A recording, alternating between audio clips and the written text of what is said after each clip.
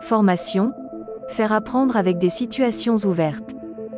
Une maxime chinoise dit « Ne donne pas un poisson à ton frère qui a faim, apprends-lui à pêcher ». Construire une séquence de formation sur un mode de situation ouverte semble une posture pédagogique favorable dans nombre de domaines d'études. Les niveaux de connaissance, les rapports au savoir technique, au savoir professionnel, au savoir-être, les compétences varient beaucoup d'un apprenant à l'autre. Une situation ouverte de formation, ou d'enseignement, apprentissage, favorise la construction progressive de connaissances du côté des apprenants, et la prise d'indices pour le formateur sur la cognition des apprenants.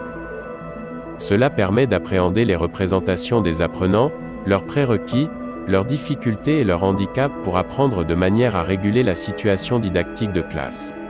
La situation ouverte s'oppose à la situation fermée, car il y a plusieurs réponses possibles de la part des élèves face à une question, face à un problème posé. Les élèves sont alors amenés à émettre des hypothèses, à rechercher des solutions, à expérimenter, à tâtonner pour in fine découvrir une réponse qu'ils peuvent confronter à celle d'autres apprenants, ou celle de la classe. Ces multiples réponses favorisent les confrontations et les débats entre les élèves. Une situation fermée est une situation de contrôle de connaissances déclaratives, par exemple, donner une date historique, 1515 ou faire conjuguer un verbe au présent.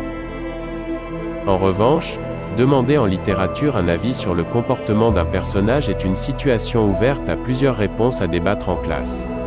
L'avantage essentiel de la situation ouverte est pour l'enseignant la possibilité de s'informer sur les représentations des apprenants sur un sujet donné pour d'autant mieux faire évoluer ou transformer ces représentations. Parfois, cela offre l'opportunité de recevoir des informations sur les apprenants auxquels on n'a pas pensé. Par exemple, devant tel problème, un enfant se situe sur un registre affectif, lequel n'est pas le registre attendu pour que l'élève soit en capacité d'interroger l'objet scolaire à apprendre, soit en capacité de penser l'objet scolaire enseigné. Il convient que l'élève se situe à un niveau de la tâche et à un niveau de sa signification afin que se développe la secondarisation attendue, c'est-à-dire le passage de l'usage à l'objet, le passage de l'objet de savoir enseigné en objet de savoir appris, afin que l'apprenant s'élève, s'extrait de la matérialité des tâches scolaires pour abstraire un phénomène du monde et donc construire un concept.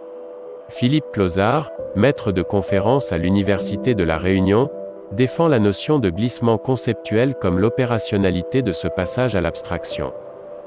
Il le définit comme un glissement dans l'abstraction, dans la conceptualisation. Ce qui est une instantiation du concept didactique de secondarisation consistant à conduire l'élève vers une posture seconde et réflexive. Cela relève d'une conscientisation des savoirs, d'un regard méta porté sur le savoir, c'est quoi? C'est comment? À quoi ça sert? Ça fonctionne avec quoi d'autre? Etc. Cela revient à défendre un enseignement explicite étayé par l'exercice de la pensée.